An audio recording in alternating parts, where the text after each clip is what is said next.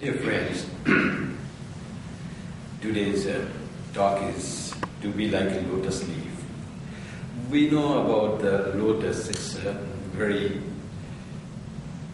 intimately linked with Indian culture. In fact, all religions that developed in India have a great symbol, lotus flower. Buddhism uses it profusely, and of course Hinduism and even other religions also, lotus is very important. Lotus flower is a symbol of grace, beauty and devotion. Today the song was beautiful that everything is sweet about God. Everything is sweet about God. How He looks is every organ. How He does work. How He walks. What He wears. The decoration on His body. Tilakam madhuram. Everything is sweet. There is another verse on Sri Krishna called, every organ of Sri Krishna is compared with lotus. Nabha pankajamalaya, nabha pankajamalini. His navel is like lotus, his girdle is made of lotus, his hands are lotus. We often use the term lotus feet or karakamala, lotus hand. How the lotus flower has to do the hand or what to do with the feet. But this lotus name and lotus form is the symbol of devotion, of love, of grace, of blessing. All that is associated with flower. Any flower is beautiful, but lotus is very historically, culturally very linked with something grace, something beauty, something divine feeling comes with lotus. And that is about the heart, lotus heart. They say heart also compared with lotus, everything. And often eyes are compared with lotus. Of course, eyes shaped are like the lotus flower that is not open, unopened lotus flower or lotus petal. But why to be like a lotus leaf then? Should we try to be like a lotus leaf of that grace and beauty? So why should we try to be like lotus leaf? We know how the lotus is compared that way. It grows in dirty, muddy water inside the mud, and it takes its head up. The flower blooms up in the sky, in this space above the water. And another thing is beautiful, bigger size. Some symbolism are there. It's always directed towards sun. So it has connection with the source of light and life. So that something is always connected with the source of life. What is the ultimate source of life? It's God, represented by sun. In the Vedic literature, often sun is compared to God, Brahman. In Ishopanishad, we will also find the Savita, even in the Gayatri, that Savitur Varenyam. All this Savitur is connected with sun. Sun is symbol of light and light is symbol of God. And lotus is always directing towards God. So when sun rises, the lotus blooms. So it is the symbol again that we should be always focused and intimately connected with the source of our light and life, and that's God. So that has been about this flower. Every flower is so beautiful, but the lotus has got that significance of that. Then why lotus leaf? Because to bloom a lotus flower, what is needed is lotus leaf. Without leaf, how you expect the flower to bloom? But not only flower to bloom, the importance of lotus leaf is not like that. The word lotus leaf comes in the Gita. In the Gita, there is a word called Padma Patra Mivambhasa. Be like a lotus leaf in the water. Ambhasa means water. And to be like lotus leaf. Lotus leaf has this special quality, though it lives in water, but it doesn't hold water, it doesn't get wet by water. Water's very quality is to wet anything. It falls on your cloth, the cloth will be wet. But to deny that quality of water is that lotus leaf has that quality. It has the coating of wax, whatever scientific reason is that, we are going for that. We have to see the lotus leaf as symbol. We are the lotus leaf. And what is the muddy water for us? It is the world. We live in the world, and world is very powerful. Very character of the world that we confront with, that we interact with, is binding us, is giving us little happiness and more of pain and suffering. How to get rid of that thing, of this deny the quality of the world, as the lotus leaf denies the quality of water. So that is the challenge. How to become like a lotus leaf, live this in the world of maya, of conflicts, of duality, of like and dislike, of good and bad, yet not to be touched by those things, yet to remain yourself independent and free. So to have that challenge is from this Gita, the verses. The Gita itself gives many suggestions how you can live like detached from the world. You have to live with the world, you cannot, there is no other way. You have to interact with the world, you have to deal with the world, yet be not affected by the world. That is the thing. As Buddha did, you see. Buddha, someone came and started, in the world we get praise and blame, as is good and bad, as is cold and heat, warm and shivering. Similarly, there is praise and insult. So not that every time we will be praised by for our goodness. Even the good people are blamed. Even Buddha was blamed. Even Sita was blamed. So this thing is the nature of the world. You cannot just avoid that. But what we can do is we can remain unaffected by insults and also by praises. Being too much affected by the praises is also weakness. You become very elated on a little success of yours, and someone says very good words, and you are really out of yourself. That is also a sign of weakness, as being morose and put down by the insulting words. What Buddha did, someone came and he told very insulting words. He was very angry with Buddha and told all sorts of insulting words and abusive words to him. Buddha seemed to be unaffected. He was smiling. And he was a man of honor, respected by so much. People came to him and bowed down to him. And this person comes, ordinary person comes and expresses all these bad words. Buddha was not affected. That man was surprised. I said so many bad words, whatever was in my capacity, my vocabulary, that was his wealth. So bad thoughts and bad words, he all poured at Buddha. Then he asked, surprisingly, can I ask you one question? I told you so many bad things and you seem to be not affected by that at all. So Buddha said, yes, because I didn't accept anything that you said to me. I just denied it.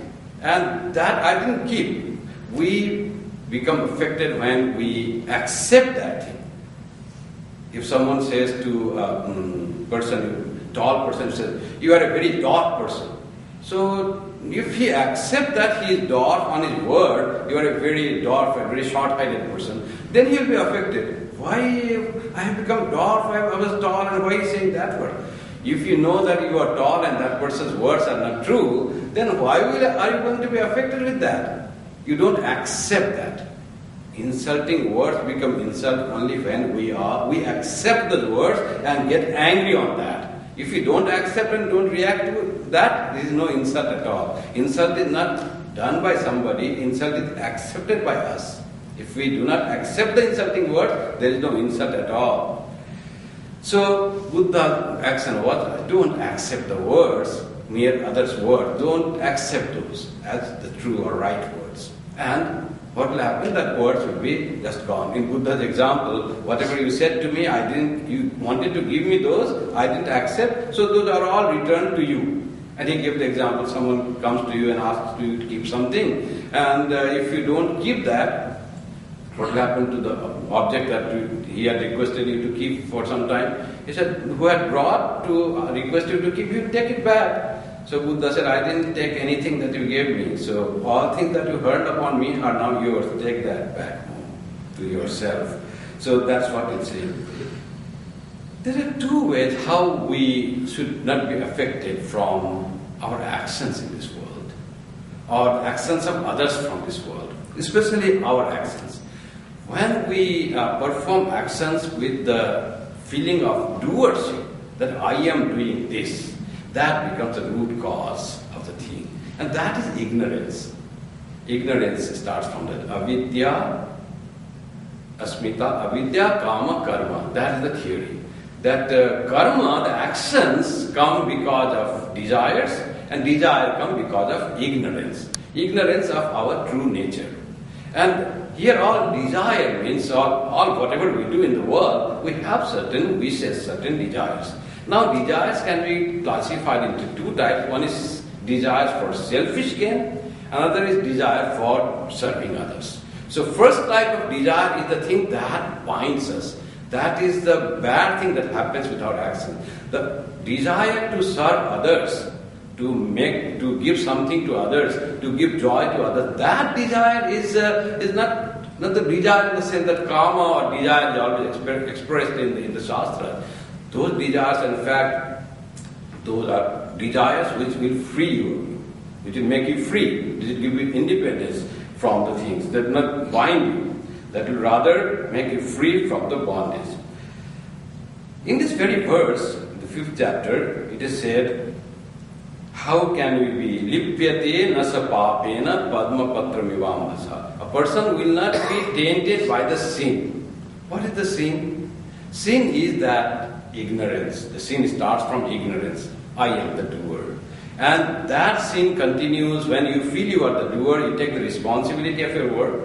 And when you take the responsibility, its reaction will come. Some people, what you do, some people will be happy, some people will be unhappy, something will be right, something will be wrong. That is the nature of action. Not that everything will be right, because our mind is not totally free, totally pure. If you are totally pure-minded person, you will do nothing wrong. Because our mind is not fully pure, there is selfishness, there is selfish desire. So whatever you do, there are bound to be some work that are good and that are bad. So both produce some results. And those results, some are the results which will be more binding and taking you down, that's called papa or sin or something, bad effects of your action. So how we can be free from that effects of action, which is called the karma phala, the binding actions of our work? It says, Sangam tektva karotya. Do action without attachment. Attachment to what? Attachment to the fruits of action. I say good words to another person, so other person will reciprocate in a very pleasing word. Everything doing with some objective for personal. I want to be praised, I want to be thanked, I want to become famous. Like that, if we work with that attitude, that will be called doing something with attachment. Everything you work and you want to have personal gain. But there are the purpose of work. It's not that you do without purpose. So what should be the purpose of our work? What should be the motive of our work? Purpose is we should work for God's sake. We should work because it is our duty, it is because God will be pleased with our work. The work done for God's sake. My devotion will grow, my mind will be pure, that's why I do the thing. Not to gain praise or good words or thanks for my work. That is called Sangam Tektva. And how to be done? In very words it is said, Brahmani Adhaya Karmani. Brahmani Adhaya Karmani Sangam Tektva Karotiya Lipyate na sapapena. An example is like a lotus leaf in the flower, in the pond, in the water. So the thing is called Brahmani Adhaya. Brahman is God, the supreme reality. Adhaya means surrendering. Adhaya means dedicating. You dedicate all your work to God. What does that mean? What does that mean, dedicating all work to God? Means I am working for your sake, not for the sake of anything else. I go and work, whatever duty is mine, towards my family, towards my office, towards anything, it's all for your sake, O Lord, I am doing. I dedicate myself totally to you, and by my work, I know if I do nicely and with sincerity and with the best way I can do, you will be pleased. Hari Toshanam, Brahmani Adhaya. Dedicate everything to God. That is one type of way how we can live in these muddy waters, like without being wet, like a lotus leaf in this world without being affected by it all. Sri Krishna says in the Gita that this world, which is Maya, is very powerful. Mama Maya Duratya. So Sri Krishna says, Mama Maya Duratya. It's very, very Devi Hesha Gunamayi Mama Maya Duratya. It has very, Devi means it's a godly power it has. So it's very difficult to go beyond that. And when we are caught in the action of this world, it is being caught with the Maya. Then in that verse also Sri Krishna says how we can be free from that. Mameva e prapadyante maya metam tarantite. Whoever surrenders to me, prapadyante, mam eva, to me alone, then they will cross beyond, they will go beyond Maya. They will not be affected by Maya. They will not be affected by this show, by this magic. That's called creation, that's called world. And that same mameva e prapadyante, the word be devoted to me, surrendered to me, here is a Brahmani Adaya. The same thing is said in a different language. Brahman, the concept of Brahman. Attachment, what binds us? What binds us, we have to remember, is attachment, not the work itself. Work is not binding. Karma is not binding. What binds is karma asakti. Karma phala asakti. Attachment to the results of action is the thing that binds. In the world we are born, we have to work. That is very much the thing, that's what we have been born. This world we have been created to work in this world. But working intelligently, working with the technique, with this very work will make us free. And that is called working without attachment. We're working with detachment. That's what is called being working with being like a lotus feet. Sri Krishna says in another Gita, the same way, Kayena manasa buddhya kevalai indriyairapi. So you work, your senses are working, your body is working, your mind is working, your intellect is working. Kayena manasa buddhya indriyai. Only those things are working. And what am I doing? I am not doing, I witness, I am seeing.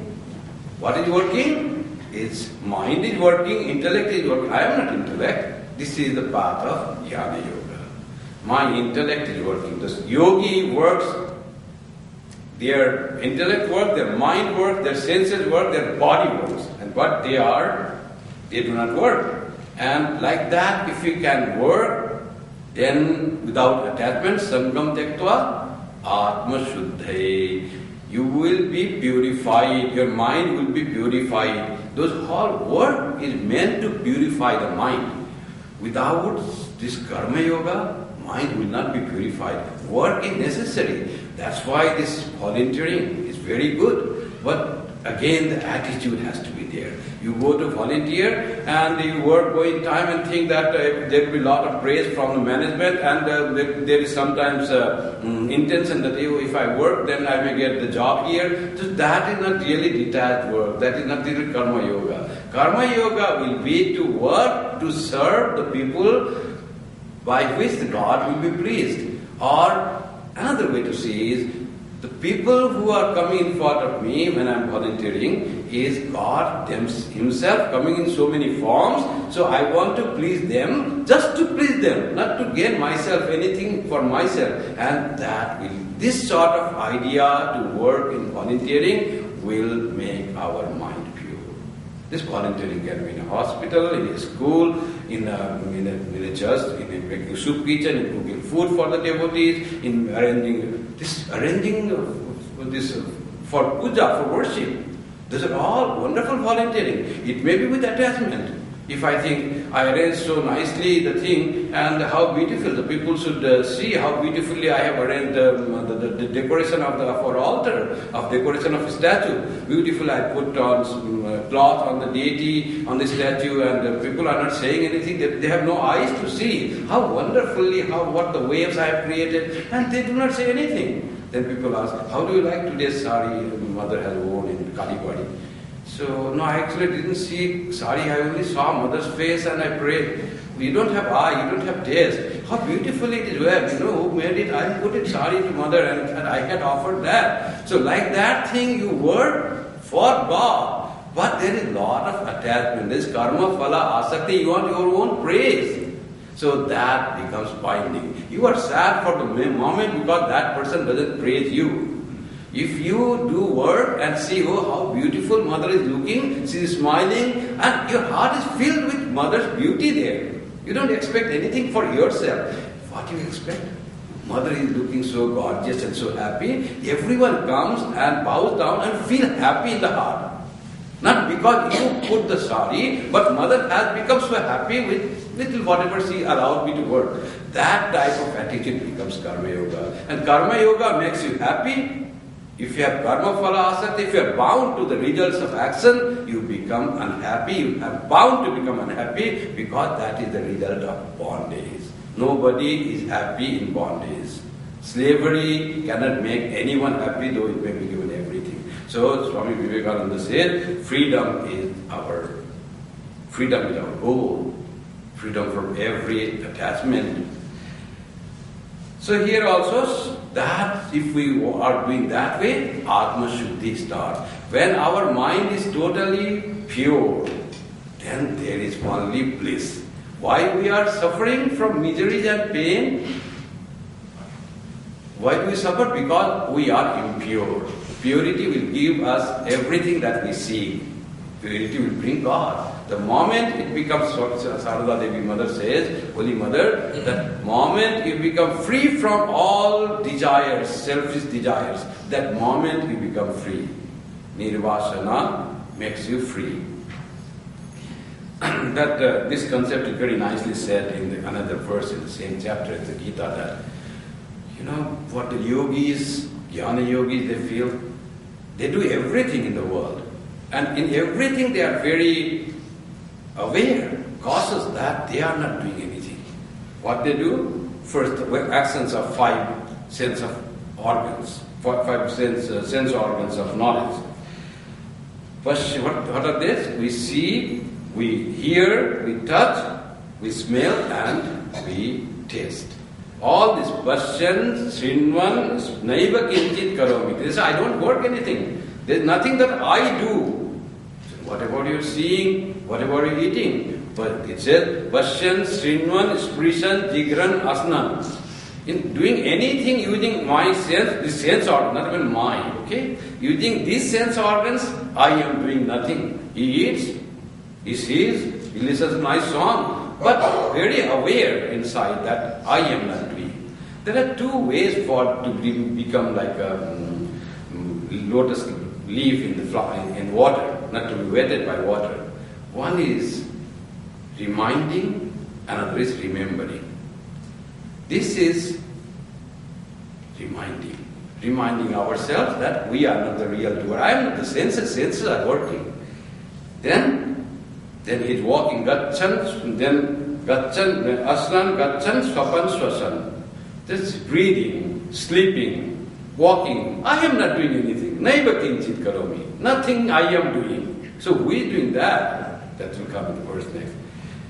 Pralapan, Visrijan, Rinnan, other things of bodily actions. Talking, Pralapan, Visrijan, something giving, let go, something accepting, nothing I am doing.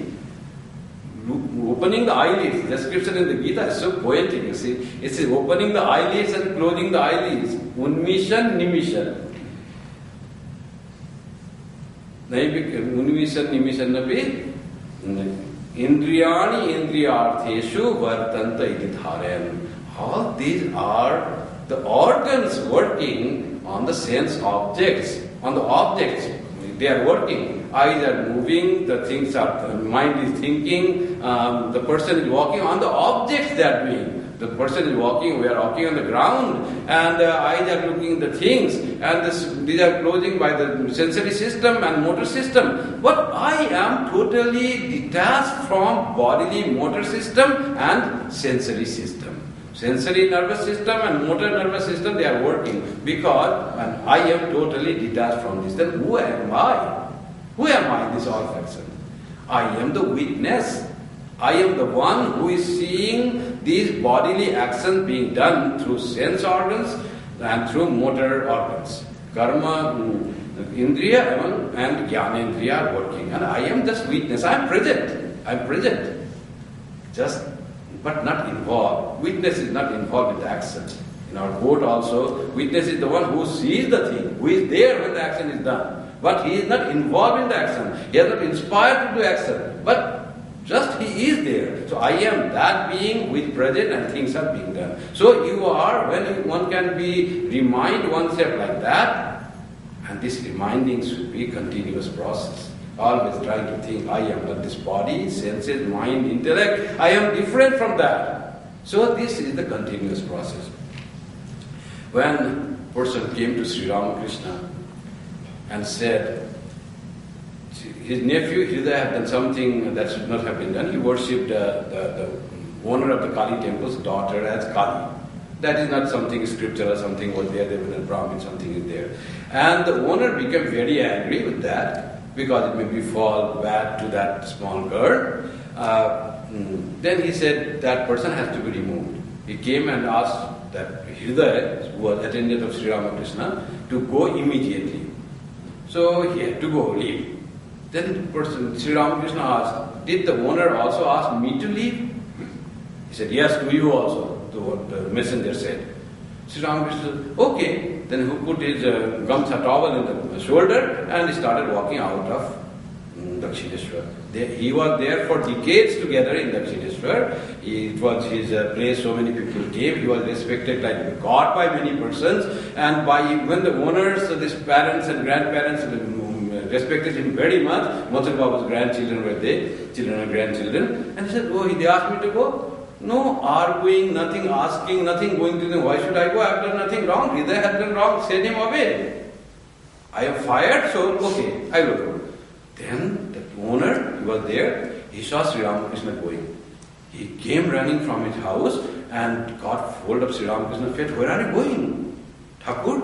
So it was you who sent the messenger to send me away also. Who said you that? I never meant that. I want only Hridaya to go out. So please come back. Don't go. Don't leave Dakshineshwar. Oh, you didn't ask. Okay. Then he comes back again. That is called detachment. How this happens? Sri Ramakrishna was living in that room.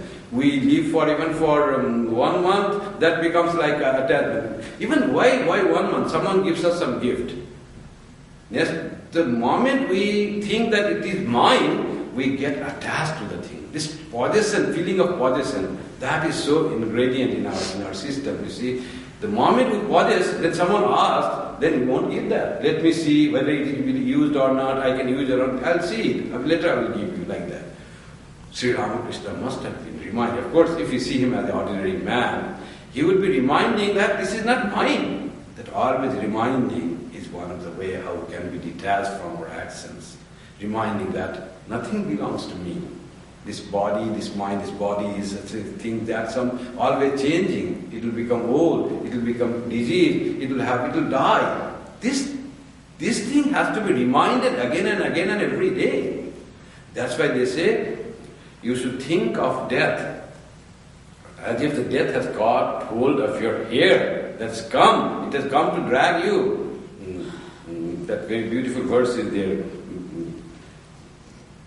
That death has come and got hold of your hair. Always think of that and perform the dharma. Mrityuna grihita iva kesheshu mrityuna dharma achare. And when you work, it says a very practical example. When ajara maravat pragyo vidyam artham cha chintaye. It says very nicely, it's very practical. It says the pragya, the wise man, when they work for learning, they want to achieve something and they want to earn money, wealth, they think I won't get old and I won't die. I am immortal and same I will remain. I will not become old. Ajara means I will not become old. Those things and work in that way while they are doing some work to earn wealth and to have the knowledge, have the learning. But that very person, when he performs devotion and duties, he says, Grihita iva kesheshu mrityuna. The death has got hold of my hair. So, dharmam achare. Perform a devotion in that way. So, like that, work and worship, this philosophy. When you work, be a totally different person and work with full devotion. But when you worship, that also be full devotion, that this life is short and all that. This is work and worship philosophy. But the higher philosophy is that work as worship. That's what the detachment is about. Being like a lotus leaf is work and worship, work as worship, and work is worship. Our ideal is to transform ourselves from work is worship. So from work and worship to work as worship to work is worship. That is called real detachment. So that is the main thing that always think that I will die any day. So to those persons who remind them, then nothing happens. You see, something happens. So tomorrow I hear that, oh, you have a cancer in lungs. So tomorrow cancer, only 6 months living, then I start crying. Very difficult to save our life. But wise man, what he will do? He always reminds, anything can happen to anyone. I have seen that person had that disease, that person made that thing, the body may die. We don't know where the death is written, how it will die. Will it die in accident, or falling off something, tree on my head, or by being diseased? Body has to die. This reminding that this body is not I and it's not permanent. Body will have its own phases and death is its culmination. In this life, the death is disintegration of the molecules and atoms which are composed to make this body, and that is inevitable. So reminding this makes us very strong, and one day when that thing comes to us, we are not affected, we are free. That man, he will have cancer and he is going to die, you find here, you don't have to be very Vedantic to have that. It's just reminding and knowing the truth about our body, you see.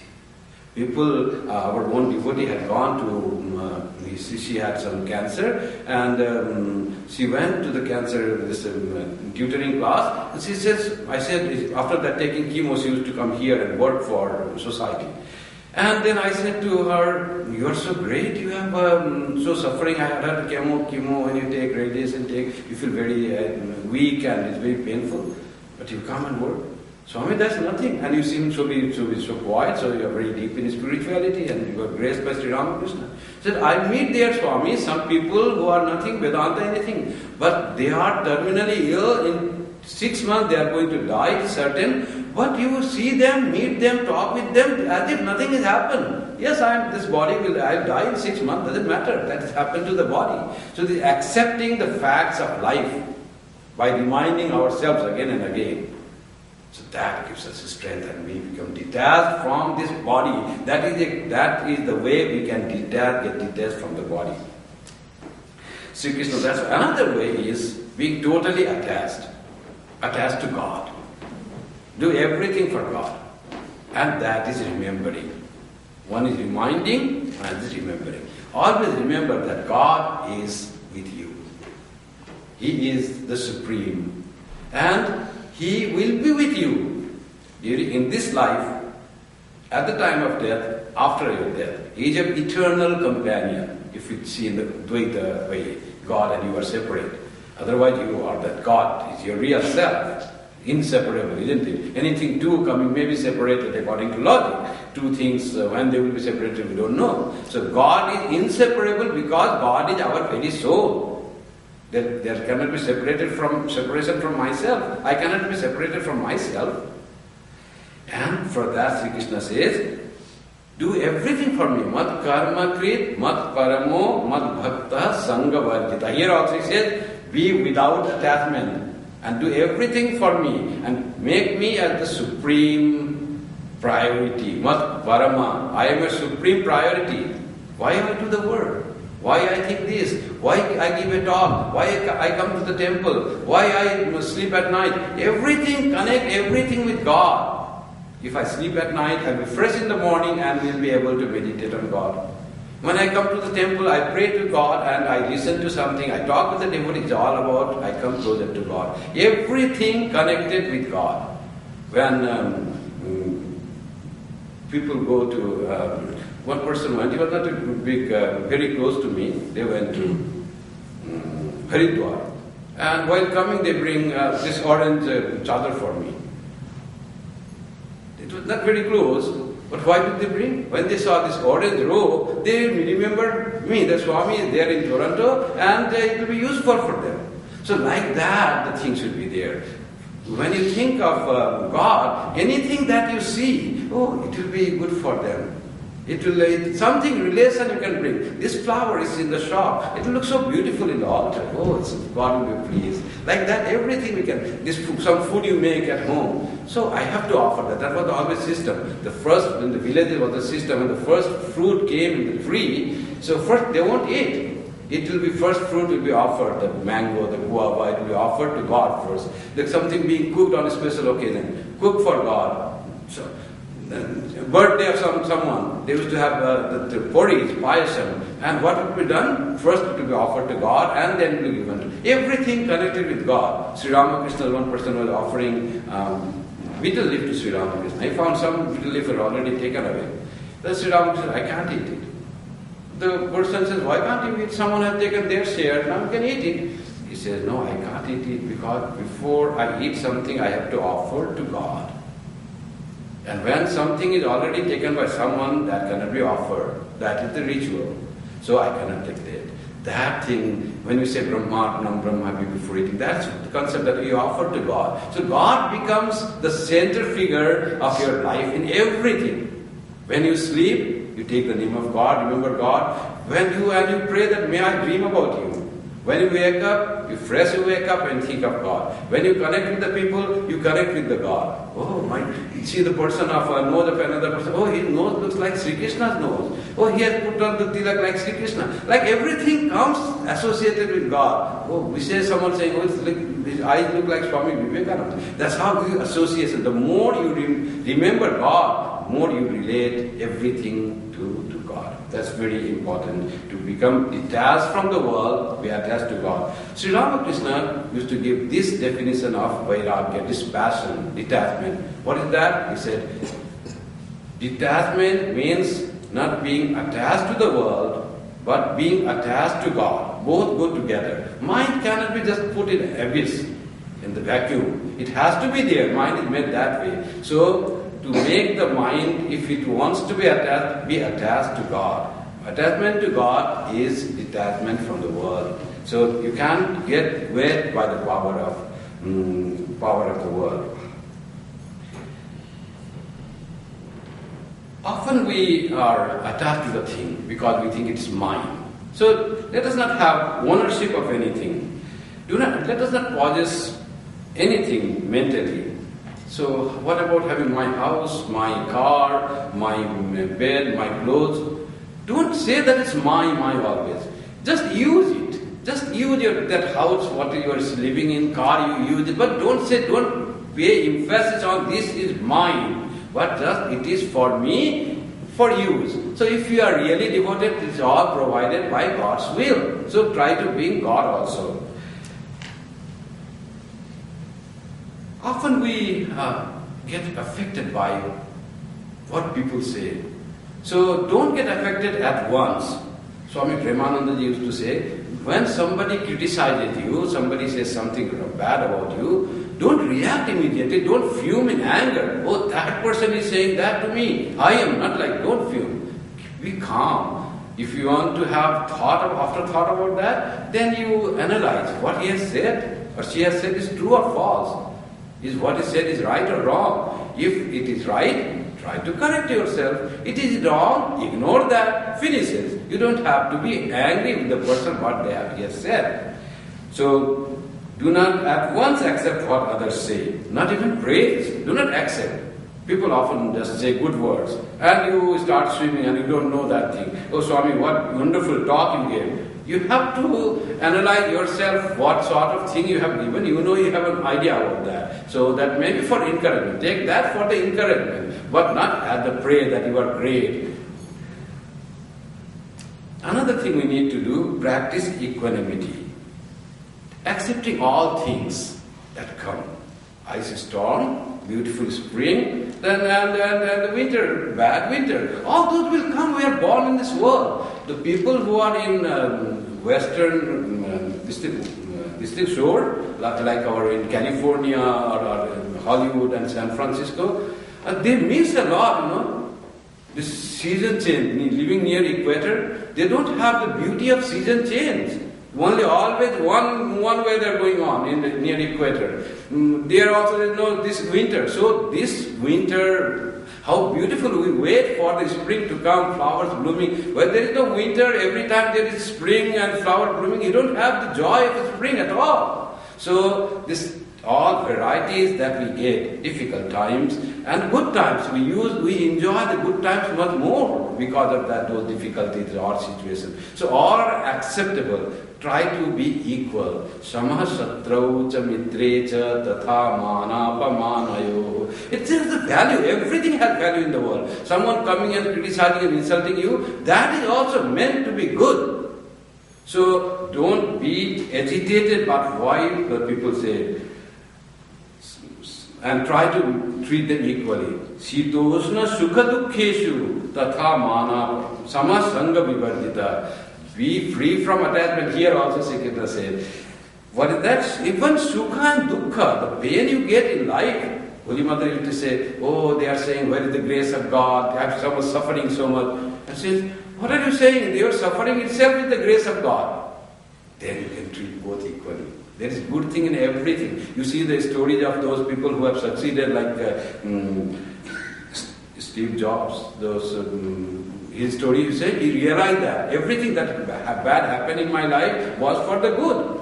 Everything, the poverty, the coming out of the university, not being able to pay fee, he could analyze the thing and found everything is a blessing. There is all is God's blessing. When Holy Mother says, suffering itself is the grace of God. That can be used that way, you see. So, in that case, you won't be dejected, angry, annoyed with anything that comes in life. That accepting all the things, all the varieties, that is called being established in equanimity. That is one way we can live in the world without attachment. Holy Mother said, love all equally. How can we all love equally? We love our people who are our more and others less. So, you know the incident. One little girl was there who came to see Holy Mother. Holy Mother was living from Calcutta to village in Jairambati. And Holy Mother asked, oh little girl, do you love me? He said, yes, Mother. How much you love me? He said, I love you this much. She raised his hand like a small child she was. So, when I am in Jairambati, then you will also love me? He said, of course I will love you. I will always love you. Then he says, but how will I know that you love me? Holy Mother says. Then the girl asked, how will you know? What should I do that you know that I love you when you are away from me also? To let me know that you love me when I am away also, you should love all equally in your family. Then Holy Mother says, do you know how to love equally? He says, do not demand or expect anything from anyone. And she analyzes that. She says, when you demand something, someone will give, others will not give. Those who will give, you love them more. Those who will not give, you love them less. So do not ask for anything from anyone. That way you can love all equally. She herself did. When she was in dire poverty, food was not available, there was no seasoning, no curry, clothes were not there. She used to use torn clothes with tie, the holes were there innumerable. She used to tie to just cover the holes. She never asked anyone. Sri Ramakrishna had so many disciples, any small word, any remembrance, any word given, advice given would bring her all solace and comfort of life. She didn't ask anyone for anything. Of course, Sri Ramakrishna has instructed, don't make your palm spread in front of any others. Don't ask anything. So that way, what she did later, she did earlier, she told to this little girl. So do not ask anything from anyone. If we have to ask from one person, that's God. And if asked sincerely, God will provide. And He is our most dear being. When something comes from someone, we should know that it is God who provides, not the human being. Human beings are just the instrument, and all praise should be to God. Thank you say to the human being, then I say, Lord, thank you. The thanks should go from the human being, social custom, to Lord. We should see everything coming from God. Sometimes these seeming attachments are also maybe detachments. We should not judge people by just seeing attachments. What type of thing it happens, we don't know. Holy Mother was very attached to a comforter, the quilt given by Sister Nivedita. And it was torn, the cotton was coming out, the cotton field, in India it is.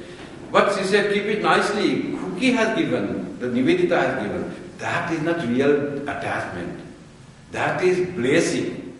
We should be able to distinguish the blessing and the prayer from the attachment to the thing. So why do you use that? Because that was given by someone who loved, who is no more in this world, and that is like the remembrance of that holy noble soul. Swami Sridharanandaji also related one story of Swami Shantanandaji, who was a Holy Mother disciple. Shantanandaji had one very old knife, pen knife, 2 pies, that time it was like 2 cents cost, and he had been using it for a long time. And the blades, Swami Sridharanandaji described, had become half by constant use for many years. And that was asked to make the coconut, to cut the coconut and make a hole in it, and then drink the water. Coconut water was given to Shantanandaji. Sridharanandaji used to do that. He was a brahmachari at that time. But after having that water, Shantanandaji every day would ask, have you kept that knife nicely cleaned and wiped and kept nicely? So Sridharanandaji thought, what is that in that knife? It's 2 pies worth time, and he's taking so much care of that knife as if it is everything. Then he one day asked, Swamiji, why are you so attached to that knife? This can be bought any time, you can just throw it away, it's become old and now almost half, where is it gone? Then he became serious and said, do you know, this knife was given by my friend long back, and that my friend was not rich. He had to save money to buy this. And whenever I use this knife, that becomes like my prayer for him, for his well-being, for his goodness. So it is not that I am attached to this knife, but it reminds me of my friend, and that is a prayer for that old householder friend who is not very rich. So I don't want to miss that, praying for that person. So often we do not understand with what attitude we use it. With pure love and without any selfish gains, we use those things, it becomes prayer also. That's what Sri Krishna said in the second way, Manmana bhavamad bhakto madhyajimam namaskuru. So, be my devotee. That is the only way we can live like only way means one of the 2 ways that you can be like a lotus leaf. Fully manmana, your mind should be fully colored with me. That is, whatever you think, it has to something relate with God, with me. In Holy Mother's life also always we see that how much she was always with God and thought of always God, and about this story of this cloth about the Holy Mother's detachment from the things. She didn't ask anything from anyone, she was totally detached from others. So, Manmana bhavamad bhakto madhyajimam namaskuru. Why Sri Krishna emphasizes doing namaskaram, bowing down? Because bowing down brings humility. And humility brings us at what we are. Often we tend to become arrogant. Small achievements, we feel our achievements. Small good doing, I did good. So when we bow down to the Lord, it always is remembering that it is He who does. Anything good that I do is done by Him. Swami Vivekananda said that's why. If anything good has been said by me or done by me, it is all Sri Ramakrishna.